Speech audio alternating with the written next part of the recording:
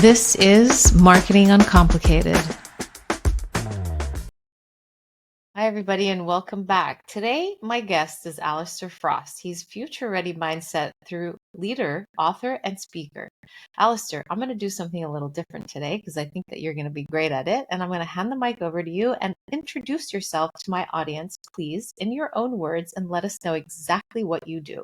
Oh, well, there's a curveball. You see, one of the things with being a speaker is you never have to introduce yourself. They literally, somebody does it for you. So I am Allister Frost. I'm a corporate guy. I was in corporate world for 20 years, but for the last 15 years, I've been helping organizations around the world think differently about change, embrace a future-ready mindset, and get ready for all the craziness that's coming our way. And I just love talking about all of the things that may make us obsolete or may make us unbelievable in the years ahead, and that's what gets me out of bed every day.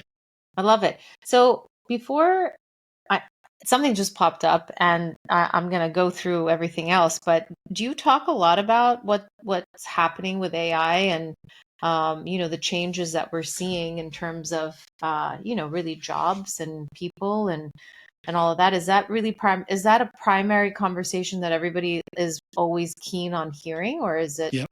As soon as you say future or change or uncertainty, everyone's immediately like, oh, AI. And one of the questions I ask people, I have this model thing that I love to go through with people to help them become future ready. And the first thing on it is, what's the gap between who you are today and the person you may need to become? So what are the priorities? What are the things you don't know today that you probably think you should know about in a few months' time? A short time frame.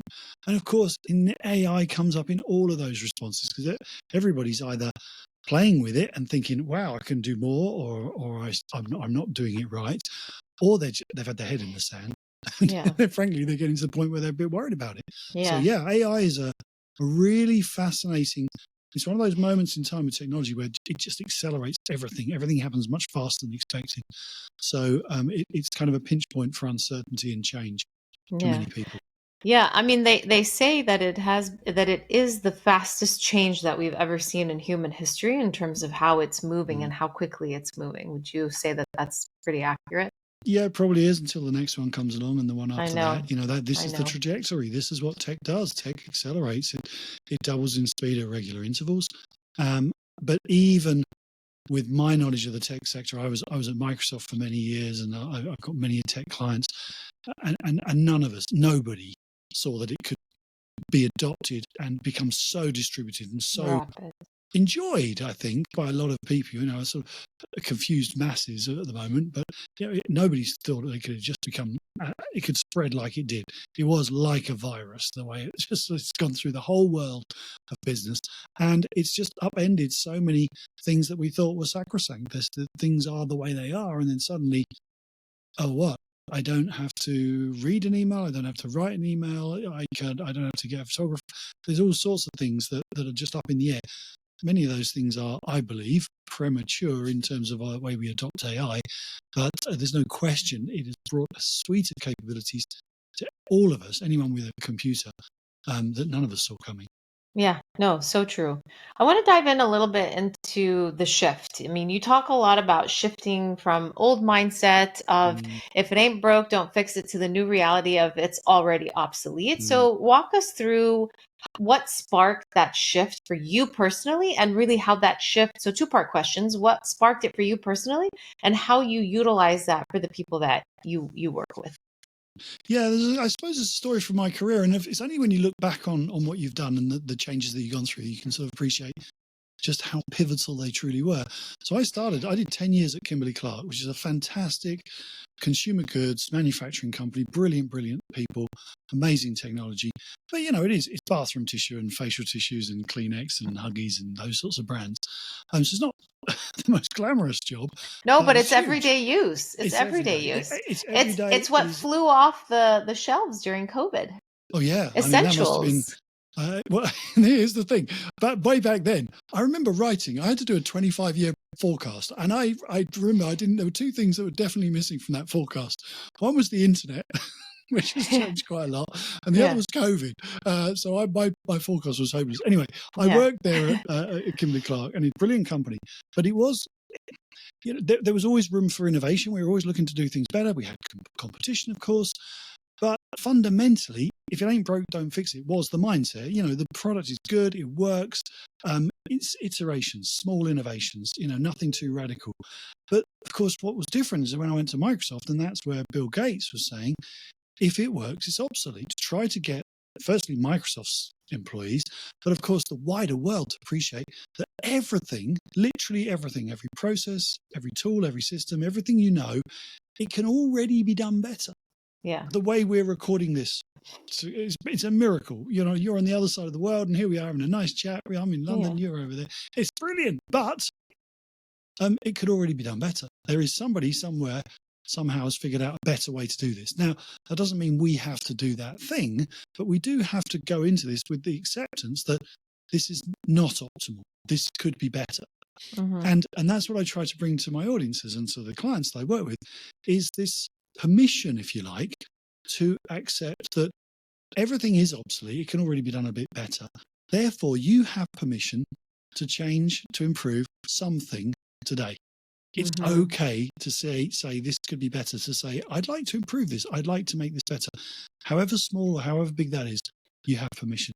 And I think that's it's a quite a challenging way to look at your work, because it does mean accepting that your experience is not as great a thing as you thought it was. But that's the truth. It can all be done better. And the question is, are you up to the challenge of finding out, one, what should you make better, because you've got to focus, and two, how should you make it better? Yeah, I have a question for that, because the way my mind works is because I always like to be one step ahead. So, just the simple fact that you and I are talking right now, and, this conversation, how you've already put into my head, okay, we could make this better. So what's the threshold in thinking that things can be better? Is it immediate? Is it future? Is it in a couple of months? How do we need to be thinking of it in that sense? Yeah, you've touched on the crux of the issue, because if you accept that everything's obsolete, you could just run around saying, well, I've got to improve that, I've got to do that, it's all terrible. It's not. There are many things, what we're doing now is perfectly adequate, and it works, and it's brilliant, right? So I'm not suggesting anything should be changed. No, I know. However, what we do need to know is that have that constant radar out to say, well, what is important to me? What matters to me? Where are my priorities for the near future? And by that I mean sort of 6 months time, not a long time framework, because you go any longer than that, you're in the realms of science fiction. So don't waste your time. Next 6 months, what is the gap between who I am today and what I know today, and what I might need to know in the near future? And that might be AI. It might be there's a different platform for recording podcasts on. There might be that there's a new camera or something that would improve my life. There could be a million things. So you've got to go back to who you are and what you're trying to achieve in your life, in your work, and then focus on the things that you could make better. And I do this in a really simple way with the model, which is write a list of all the things that you think you could probably benefit from if you understood them slightly better, or if you knew what they were. So everybody puts AI on the list. A lot of people have put presentation skills, negotiation skills, so there'll be soft skills, but there'll also be, there's a bit of legislation happening, there's some taxation. It all depends on your job and who you are and what you're trying to achieve in your life. Yeah. And then pick the one thing, and this is really important, the one thing that screams at you most loudly, the one thing that if you kind of put it off any longer, you're going to regret it, and work on that. And that's kind of the threshold, if you like. There's a long list of all this stuff that you can change. Sure. You don't have to do it all. But if you do one, the most important thing, that's progress. And when you've done that, you do the next one and the next one and the next one. Yeah. And so life continues. How do you then train somebody to be able to hear which one is screaming at them the loudest? Because I think listening to oneself is a work in progress, and I think either trusting your intuition or trusting what is shouting out the loudest or popping up from the page, because sometimes you quieten it. You know what I mean? You ignore it and you say, oh, that's just my mind rattling off, when it's probably your intuition, right? So is that part of also the coaching aspect of things as well? I love this question, Sasha, because it is, you're getting to the nub of the issue again, is this is and has to be an intensely personal quest. It is all about the individual. Even if you work in a 100,000 people organization, or you work on your own, it is about you. What matters to you? What are you trying to achieve in your life? And so the model that I have, and I've written about it in my book Ready Already, is a 5-step model, 5 steps that you go through. But in the middle of the model, connects to everything else, is something that I call a personal mission. It is, why do you do the job that you do? Not to get paid, not to, put food on the table, not for status or ego, not put all of those things to one side. Why do you get out of bed on a rainy day and go to work to earn your success in the service of others? And when we recognize that our personal mission is how we help other people, the benefits that we bring to other people, and we work hard in that and we earn our success, then we have a reason to want to improve. Because frankly, you can get by in your comfort zone by keeping things the same, and you can toddle along and you can do okay. But if you really want to do the heavy lifting of constantly trying to improve the right thing, you've got to have a meaningful purpose to that. And that's what I call a personal mission. So that's the key, is that you've got to talk to your heart and find that reason in your heart of why you do this. And again, this is really hard. And the more senior you are, the longer you've been doing what you do, the harder it is. Because you lose sight of it. But it's really about trying to get back to that heartfelt reason why you want to help other people, and looking at the downstream consequences of your job. So you might think on this, doing this right now, having this chat, some people will listen to it. Some people will hopefully be motivated. That's great. And you're helping people in that way. But no, the downstream consequences are that we can't see, but we can assume may happen for some people. Some people may take some action. They may feel like, oh, I should do something different. I should think about my job. They might then have a chat with the boss. They might get a different role. They might find that they can do a different job. They might then move house, and I don't know. There's all sorts of things that could happen downstream. Sure. Now, we don't own those things. But you have to be aware that the fact that if you do your job well, do the thing that you care about well, then some of those good things will happen. And downstream, that might mean somebody, I don't know, meeting the partner of their dreams. It might mean they have babies or adopt children or create an incredible life for themselves. And that's a lovely feeling. You're making a real difference to real people's lives. So that's the personal mission. What's the downstream consequences? And reconnect with that. And then that's the thing that you can then use to guide your pursuit of better and give you the energy, the fuel, frankly, just to keep going. I love that. Your pursuit of better. I really like that. What was the moment or project at Microsoft that made you realize leaders need a different mindset for the future? I'm not sure it happened singularly at Microsoft. I mean, there were lots of things there that were extraordinary. The one change that I often talk about on stage, the moment that taught me a lot about change was when we launched Windows Vista. I don't know if you remember that. It's almost 20 years ago now. And I ran the global launch of that, and I brought it to the market, and we did the launch in the UK with Bill. And it was really tough because it broke all the computers in the world, frankly, because it was a big radical change. It was like a whole new operating system that then didn't talk to anything else, didn't work very well. So it was a big disaster for Microsoft. Of course, they've recovered, and the tech we have these days is much better. But that was a good example of not doing change well, because it was basically Microsoft sat on its backside for too long, didn't innovate enough. The hardware got better and better. The software kind of stayed where it was. And eventually you reach that crunch point where you're like, we're going to have to rewrite the whole thing, lads. It's the only way. And that caused a lot of trouble. A much better way to update technology and ourselves, it turns out, is as we see it today, little updates coming through, often updating while you're asleep. And it just, your phone just gets better. Every day, you don't even know what it's got better at, but it's just improving all the time. And that's how we need to look at ourselves. And I think that was the really informative thing, is that we have to think about change differently. All of these big change management programs, all of these, we're new year, new me, New Year's resolutions, that sort of big thinking, I'm going to change my life completely. No, it doesn't work. We all know it doesn't work. It never has, and it never will. And as the world moves faster and faster, the idea that you can do big change and keep all the other wheels spinning at the same time, forget it. That's why I try to empower individuals in organizations, large and small, to step up and do their own change, to be the change. Because they're frankly best placed to see the change that they can make. Yeah, that's so true. That's so true.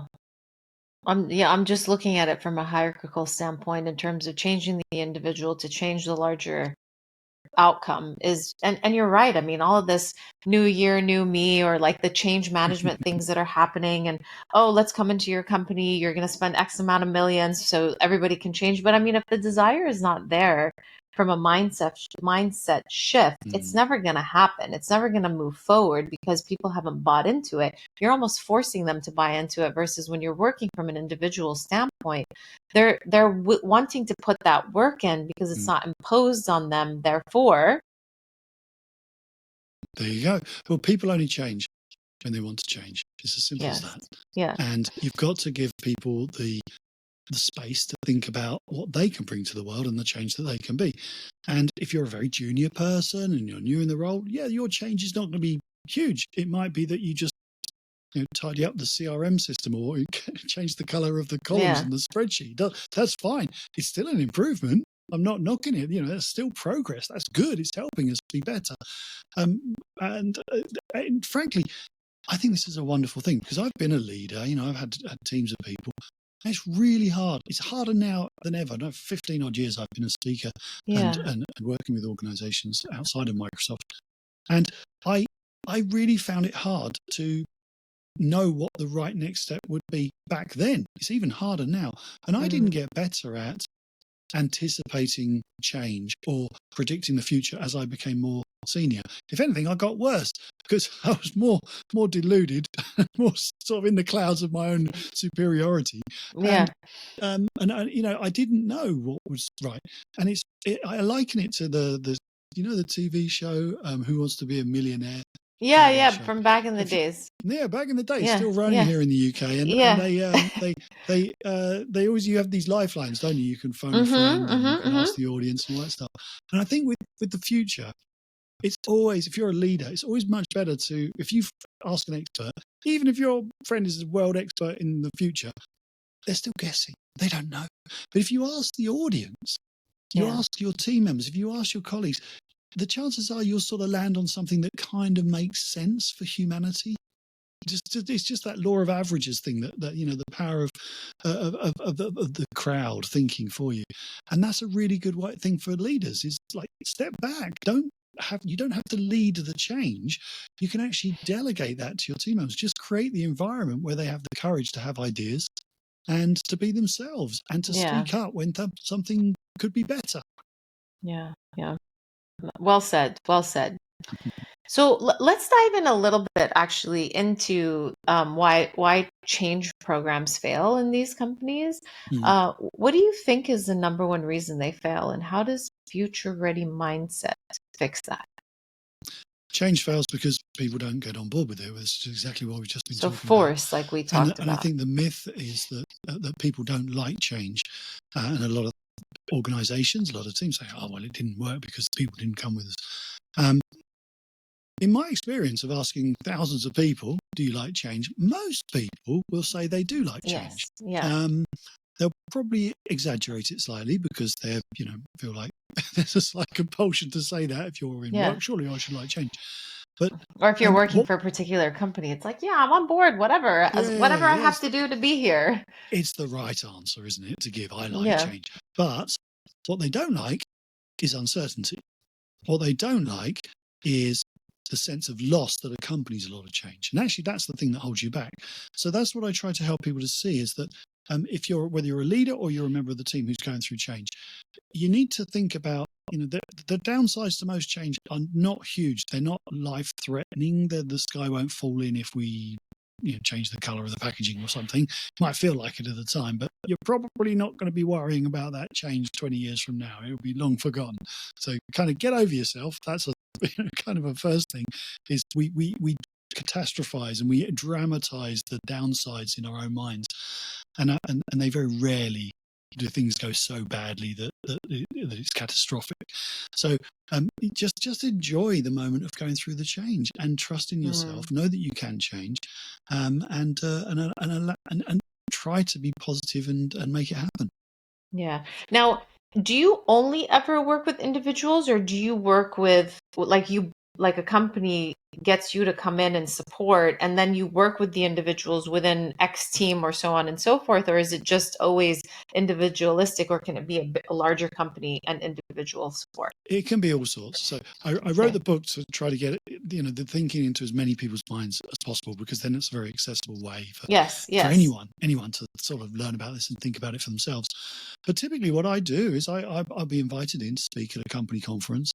I'm sort of classed as this horrible thing, a motivational speaker, which I really don't like the label, but I come in and I try to give people some positivity and some energy, so if they realize A, they can do it, and B, they've got a framework, so they will do it. They go away and change as a result. Then sometimes I'll do workshops, I'll do training, I'll do sort of facilitated work as well. But I'll speak to any audience. Might be 5 C-suite leaders in a room, usually in a golf club or somewhere fancy. I don't know why leaders feel they need to do that, but they do. So that's fine. Or I'll speak to a huge company conference, and everyone will be there, and there'll be thousands of people, and we'll try to move mountains in that way. I'll be honest, very rarely do I just simply do not have time to get right down to one-to-one coaching. It's much more efficient if I can try and start that movement and give people the skills they need, the tools, frankly, to make it happen for themselves. I'm just there. I'm the fire starter to get that culture changing. Yeah, no, I love that, and I think it is really important. So you're doing some amazing things, really, honestly. You've worked with giants, 3M, Vodafone, NHS. There's got to be patterns across the board, right? So it's what patterns have you seen when companies try to transform but they don't follow through? There are. I mean, the common pattern, of course, is they're all populated by human beings, and human beings are fundamentally the same at a certain level. So we're the error. We're the constant through all of it. Like we've already said, if the people want to go through it, then they will. And I think the common thing is that people struggle with change. They don't communicate enough about change. They leave people feeling like they're being dragged along. They're victims to change. And then the natural thing that is absolutely uniform is, if people don't feel bought into a change, they'll either drag their heels, so they'll adopt it at the very last minute, ticking the boxes, doing the very minimum necessary, or they'll even fight back, and they'll spark up a resistance because they think they can turn it around, and their change is better than the other change, and we've got all this infighting going on, silos and all sorts of problems, and it always comes back to a lack of communication or ill-founded change management principles that if we make enough posters and we give everyone a slice of cake or something, then they're going to come with us. It's about something much deeper than that for most people. You're dealing with their sense of status, their sense of being, and people invest so much in their jobs that when you change stuff around that, you've got to spend time and you've got to invest in helping them come on board with you. And again, all of this talks to the more we can have people involved in creating the change, feeling like it is their change, even if fundamentally it's been sort of orchestrated from above to some extent, then the better the chances that they might implement it successfully and come out the other side feeling really good about what they achieved. Yeah. Have you ever worked with a company or individuals where it's sort of, I'm sure it has, it's plateaued, and how do you re-engage them with that mind shift to come back in? Because I think that, as we start off the new year, as we're coming towards the end of this year, and everybody's thinking about, what has happened this year, why it's happened. Well, at least some of us have, and what we can do differently, as we talked about earlier, going into 2026. And although it's, we should enjoy the days as we're ending this year, we're already planning into 2026 because, as entrepreneurs, as business owners, or just as humans individually, we're always 6 steps ahead, right? How do you deal with that issue when somebody is sort of tapering off throughout the program and bring them back in? I think that's fundamentally I accept it. I expect it, frankly. And when I work with large organizations, as very large, construction company that I've worked with a lot, and you sort of, I touch base with them, largely leave them to do their thing, but touch base with them and find out how it's going. And you can sort of sense, the initial excitement, it's sort of waning because work, projects, other stuff gets in the way.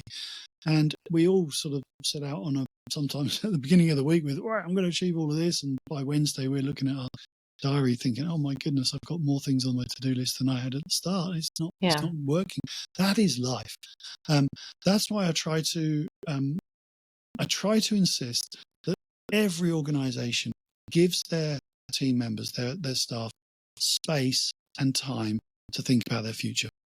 And that may take many forms. It may just be, cutting them some slack around, cutting out some low-level jobs that don't need to be done, so that frees up some time. Or it might be just really encouraging that conversation during meetings, rather than always being today ready, as I sometimes describe it, slightly dismissively. Here's the agenda. This is what we've got to do today. Everybody focus on the end of week target. But actually, having some more conversations about what are we doing to be future ready, which is that different thing, isn't it? Where can we recognise the learning, the effort that people are putting in today to make our future a little bit better?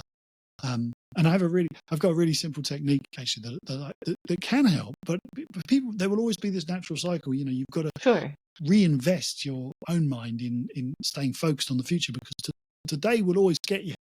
the notifications, the pings, the emails, the deadlines, they'll always come back to get you. That's life. You are this is you all throughout the day.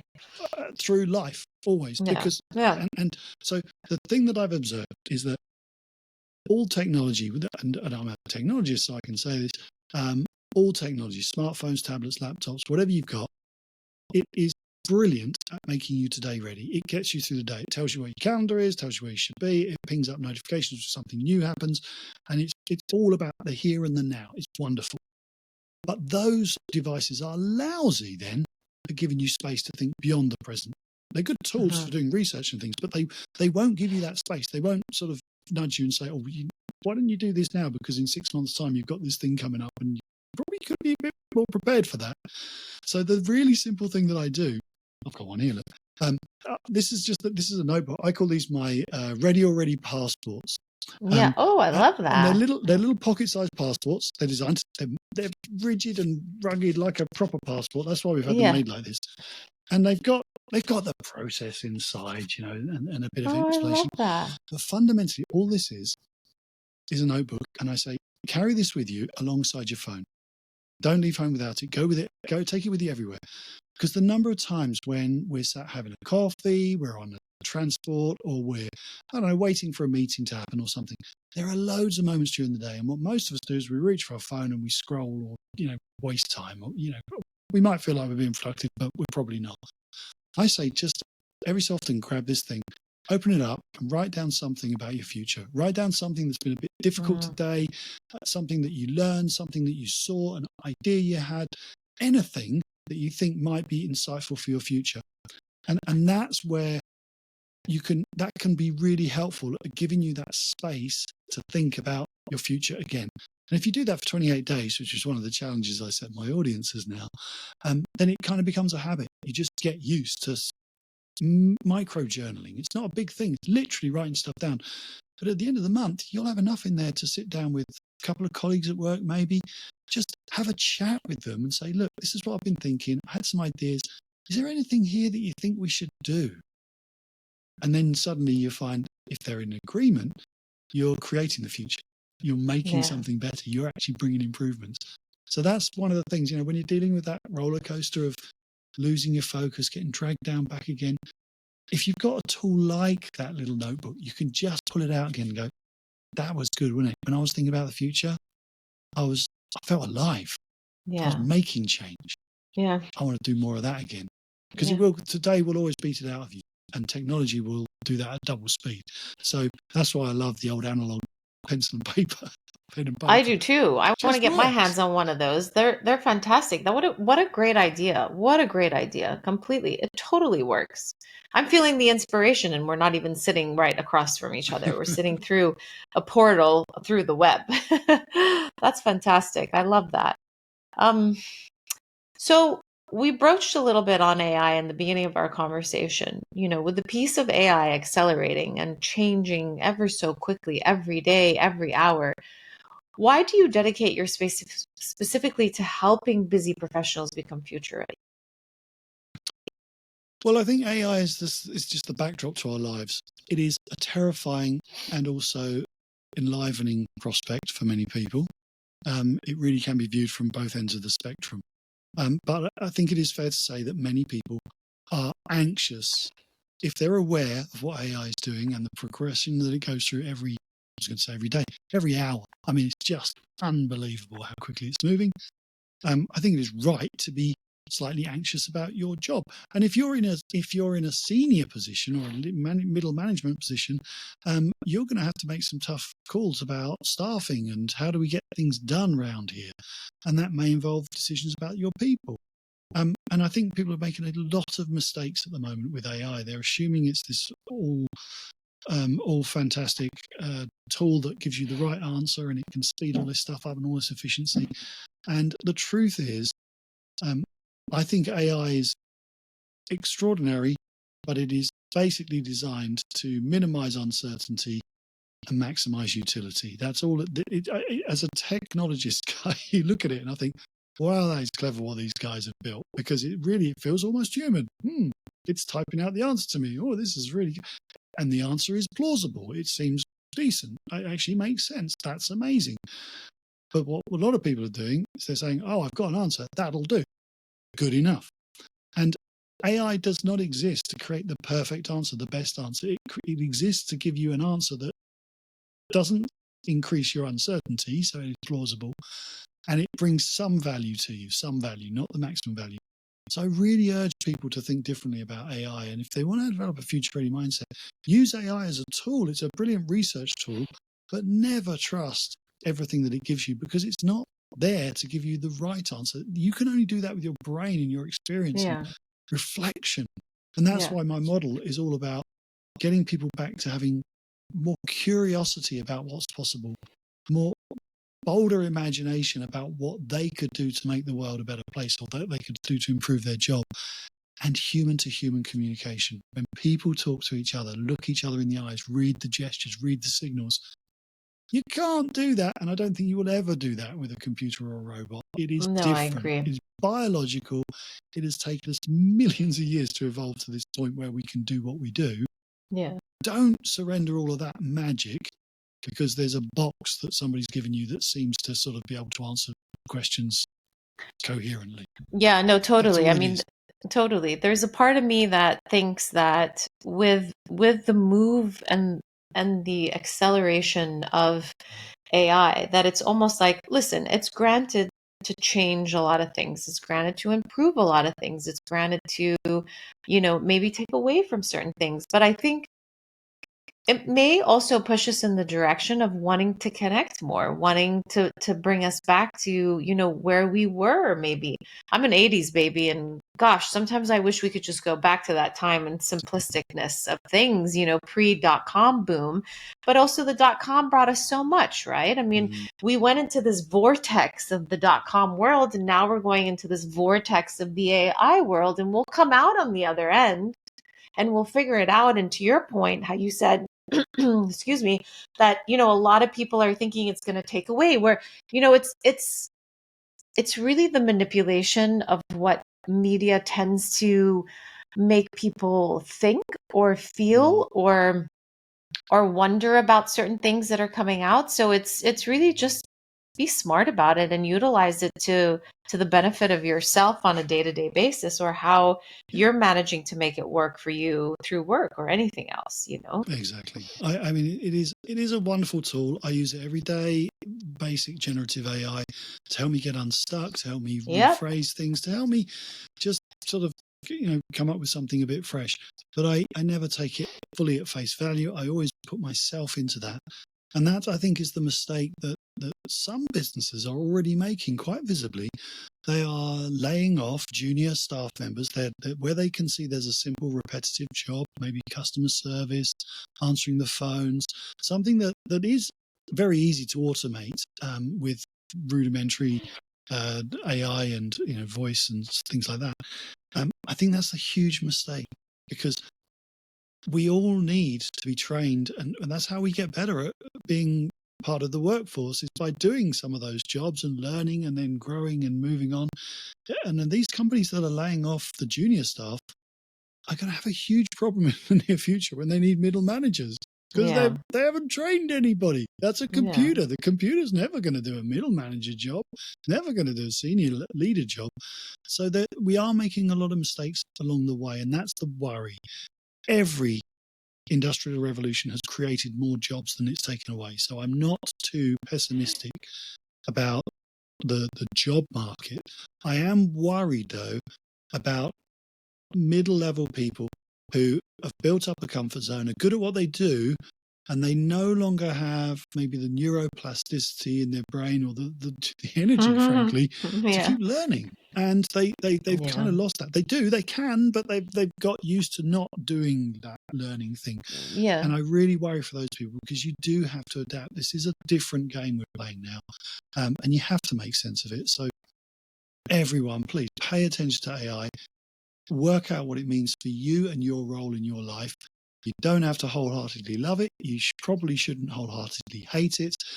Find that sort of middle line where you can actually get some utility out of it, and keep thinking about how this could be something that might improve the way you pursue your personal mission, the way you earn your success. Agreed. In the service of others. Agreed.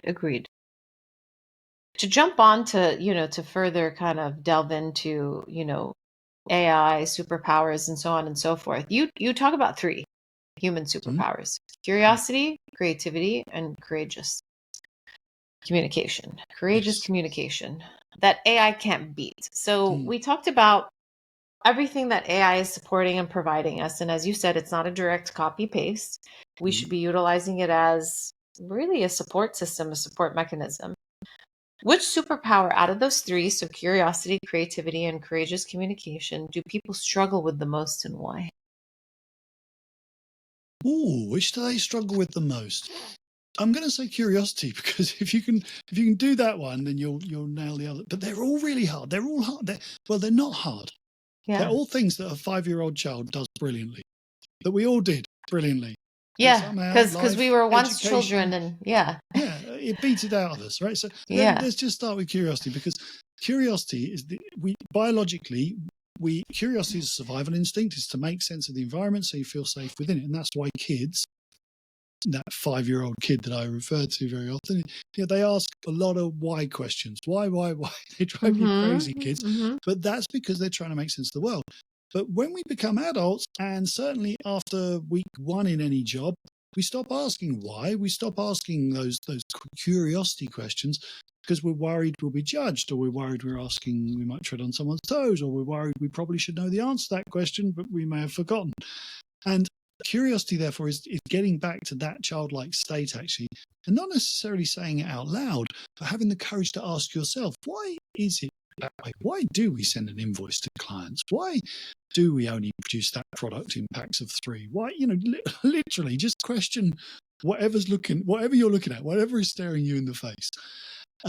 Because the minute you do, and this is why I call it open in my model, it opens your mind. It opens your mind to the fact that things don't have to be the way they are.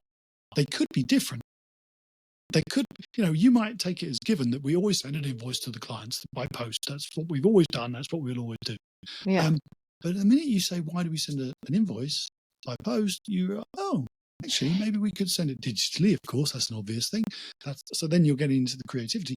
Maybe we don't send an invoice at all. Maybe we send the cake. Suddenly you can start having mad ideas. And so the curiosity is the ability to open the mind. And then the creativity, which I call surprise in my model, is the ability to surprise yourself with some of the extraordinary ways that you could do that thing differently. Yeah. Because there are so many. But we never entertain the really big ideas. We worry about judgment, again, because we're no longer 5 years old. We worry that if we say, I've got this idea, let's not send everyone an invoice, because why don't we send them a cake? Because people say, you've gone mad. Get him out of here. And absolutely. Because it is a terrible idea, because I just made it up. But there might be something in it, you see, and we have to get back to doing that. Because if you go to, for example, AI, and this is why AI can't do it, it will give you mathematically novel ideas because it will smash stuff together, it will go through its patterns, and it will, here's a thing. But it doesn't go through the filters of the human mind, which it produces completely different ideas, which are already validated, if you like, by the extent of all your experience and everything. So curiosity is the hardest one to start with, because if you can do that, you can do the others. And that's literally how those three things work. Open your mind with curiosity. You'll start to see that probably nothing makes sense in your business or your world at all. When you start questioning it, nothing makes any sense because it's all obsolete. It can all be done better. And it's just the way it is because that's the way it landed. Right. So suddenly everything can be changed if I want to. And I'm going to have to be selective about what I start with and so on. Surprise. I'm going to surprise myself and maybe later on some other people with some mad ideas, some crazy ideas, some big, bold stuff that I wouldn't otherwise have come up with. Because if I don't start big, I know I'm never going to end up with something big because the idea will always get smaller. That's what happens. Yeah. And then finally, I call it tell. It's about telling other people about what you've been thinking about and having the courage to share those crazy ideas with them in the hope that they will help make them better. And I get them to say yes, and that might work because yes, and we should check that out with legal. So there's three watchwords that I give in the book that really help you to sort of master those superpowers. Break it down. Just get into it. It becomes a super normal habit that you're just really good at. The minute you see something, you think this needs to be better. Why? What if? Yes, and. Those are the three things. And suddenly you can actually go on this journey very quickly with your colleagues, transform no idea into a crazy idea into something that we all think, wow, we've got to do that. Let's do it. Let's try. Yeah. I love these models. I want to dive in further into your the Ready Already growth cycle. So let's get into the model. What is the Ready Already growth cycle? I know we've kind of talked around it, but now I want to hit at the dart and really discuss it in simple terms. And I want to dig into a few other things like your Frost, your framework, and so on. But let's just start with the overarching of what is the Ready Already framework and the growth cycle, and how does it work? I look back at my career, and I've always been one question I always get asked when I finish a talk, because I used to talk a lot about technology and what was changing and all of these things, and I'd always get someone come up to me and say, "This is really good. Are there any books you can recommend or podcasts, or how do you keep up? What do you recommend?" And people are looking for that shortcut, and I've always been given a very unhelpful answer, which is, "Look, I can tell you what I do, but that's me. What you need to do is right for you. You've got to work this stuff out for yourself. Literally finding out how you keep up is part of the process of keeping up." So what the model is something to help people keep up. But I've distilled it down to the simplest possible thing. I've taken out all the fluff, all the nonsense, and I've really, I didn't want a 20-step model because who the heck's got time for that? I want people creating a brilliant future for themselves in double quick time. So it is 5 steps. Follow, react, open, surprise, and tell. The initials of which spell Frost, which makes it easy for me to remember, but it's more of a happy accident. I tell the story in the book how that came about. But in the middle, as we already discussed, is this personal mission. So it does actually start with your personal mission. Find out the reason why you do the job that you do, and really lock onto something that you believe in, that you want to make better, that you care about. If you don't have that, I don't think you'll stick with it. I think you'll struggle to keep up with the change, because there will come a point where you just say, I'm exhausted, it's too much, I'm going to sort of rest on my laurels now. So that's the key. So the personal mission is there. And then it is 5 steps. It's a really simple cycle that you can go through again and again and again. Sometimes it might take you a day to go through it. Sometimes it might take you 6 months. It really doesn't matter. You be you. You go through it your rhythm based on whatever it is that you're trying to figure out for your life. And it is as loose as that. And I leave it to people to work out, what's right for them. If you're a sort of high performance type of person, you might want to power through it in a week or something. But if you're normal, like most people, it will take you a bit longer. But that's okay, because as long as you're doing it, you're investing in something that should be important to you. Yeah, that's fantastic. I love it. definitely need to dive in, and I'm already seeing how I can start to implement and append this into a lot of things in life in general, not just work, but in life, you know. What's one step from the Frost system that people underestimate the most? I think they underestimate the react step. So the first step I should probably explain. Follow is the first step. Follow is making that list. We talked about it earlier. Make a list of all the things, literally as much as you can think of, that you need to be a bit better at. And it's things that you need to understand. And it really is as easy as looking around. I look around my desk. I've got books here that I've bought that I haven't got around to reading, right? That's an obvious thing. I thought that would be useful. Why And we haven't I keep read buying it? more. Yeah, exactly. Yeah. Little tip, it doesn't work. Buying a book does not make you smarter. I realize this. You have to read the thing and do something with it. So that might be something you write on your list. Oh, I need to do that. I've got Post-it notes. I need to understand this. I need to go on that training course. I need to speak to that person. Just write all that stuff down and pick the one thing that you wish to follow, right? So then the second step is called react, because it's you've got to decide how you should react to that thing. And the only way you can do that is by learning about it. So if your thing is negotiation skills, I don't know, let's pick something out. I'm really not very good at negotiation. I need to be better at that because that's holding me back. Okay, great. So react is learn about negotiation skills. Now that doesn't mean go to AI and say, what is negotiation skills? And read one answer and go, oh, I know what it is now. That's not enough. It doesn't mean go to Google and read the first results.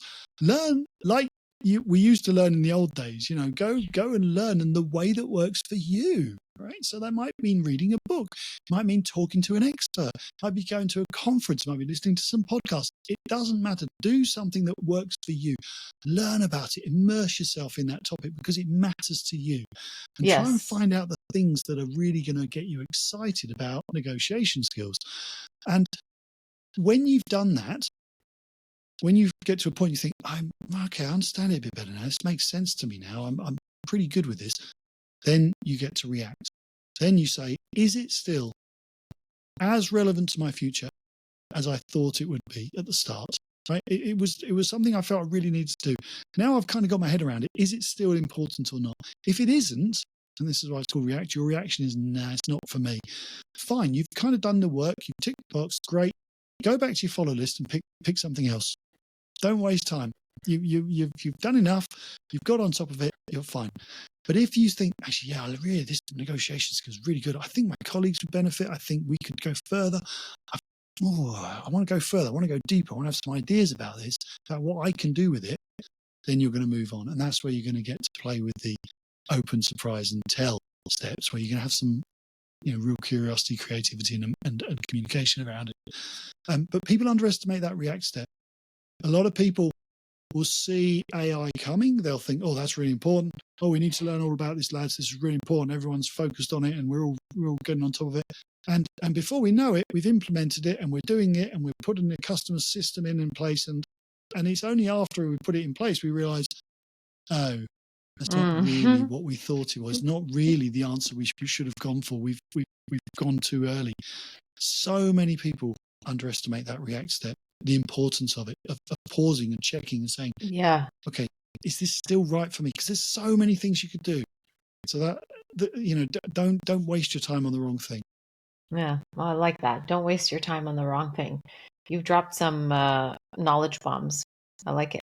Mm-hmm. For someone listening on their commute, what's one question or one quick communication win they can apply today to think more future ready? Oh, to think more future ready. So it's a quick communication win. Oh, communication win. I think it's about humility. The minute you start admitting that you don't really know what you're doing, you don't really know where it's going, and you're learning. You're the second person for me to hear that. I just heard Kevin Hart was on. Kevin Hart, the comedian. Yes, he was on the Diary of the CEO, and they just dropped his trailer, and he said, "You need to be the dummy in the room because it will accelerate you. You need to ask what you don't know." Yeah, and I write about this a lot in the book because I love it. The minute you see, a lot of people, me included, we go through life and we think, oh, we get some knowledge, get some experience, and we rise up the ladder, or we get, bigger status, bigger, more success, whatever it is. Yeah. And that's because we're learning stuff, and we've become a sort of a know-it-all, really, and that's so people turn to us for advice, and that's wonderful, isn't it? But there's no point being a know-it-all when the world is moving so quickly. So it's better to be a learn-it-all and just be one of these people who says, look, I'm going to find out. I don't know. It's okay. So the communication hack, I think, for people is to have the courage when something comes up and say, I don't know. Yes. That's really interesting, isn't it? Should we find out? Yes. And the minute you do that, you're at the same level as all your team members. There's no hierarchy there. It's like, well, let's work it out, guys. We can do this. And let's go and learn. And again, this for leaders in particular, the question that I love to ask my clients on a Friday or something like that in a meeting is just say, oh, I'd love to know, what have you learned this week? What do you know now that you didn't know last week? Yeah. Honestly, most people will freak out when asking that question because it's hard to remember what you've learned because you're not really keeping a log. I understand that. But genuinely, when I get people saying, no, it's just been a normal week. I've just been in meetings back to back. I haven't really had time to do anything. It's a little alarm bell going off for me because that's another week that's gone by and you're slipping behind. You're slipping behind. You're slipping behind. You've got to make time for it. And we need to celebrate the learning, celebrate the fact that people are trying to understand, they're trying to make sense of possibilities. Don't just judge us on the outcomes of our work. Judge us on how hard we are trying to make sense of it all. Yes. And to be better than we were before. Yes. I completely agree. I love that. Alastair, this has been phenomenal. This has been so enriching in terms of the conversation and a lot of takeaways and thank you for sharing some little tidbits that we can, utilize just today. So thank you. We have a tradition before we let you go. We like to do 3 fireside questions. So just whatever comes to mind, just fire away. So one myth. What's one myth about future readiness or AI that you wish people would let go of? The myth is that I can't change. The people think they tell themselves, they convince themselves, I can't go again. It's too much. You can. You've got to believe in yourself. Growth mindset is less than 20 years old. Carol Dweck wrote that book. The problem with growth mindset, as we all know, is we're busy and we don't have time to grow because we're just getting through the day and going home exhausted. So we tell ourselves that we can't change, we can't learn, we're no longer I don't know what that is. The minute you do that, you're surrendering yourself to either becoming obsolete or for somebody else determining your future for you. And you're better than that. You can change. Yeah, I love it. One word. What's one word you want people to leave this episode with? Future ready. It's hyphenated. I can have that, can't I? Future ready, not future proofed. There is a real difference. I don't like the word future proofed because it's finite. It's in the past tense, and very often people say, "Oh, we future proofed that solution," or "I future proofed myself with that training." That is ludicrous. It's a lie that we taught in the tech sector. I said because 10 years ago I had a future-proof laptop. I don't know you. No, I hear you. I hear you. So it's future ready, and you can only be ready today, and tomorrow you've got to be ready again and ready. It's an ongoing thing. Yeah. That's great. Habit. So what's one habit that should start tomorrow to build a future ready mindset? It was so organic that was the word that you chose. The habit you should have is just do something different, literally anything, because we want to rebuild our curiosity muscles. So if you're thirsty, if you go into Starbucks or whatever, exactly what you order. No, order something totally different. If you have a hot drink, have a cold drink. So just go for something completely different because you can. If you're commuting to work, take a different route, different mode of transport. Listen to a different thing in the car. Do something deliberately. Do something different, but observe how it makes you feel. Observe the process of experimenting and trying new things, and that will ultimately be very beneficial to you to start stretching your comfort zone and inviting more curiosity into your life.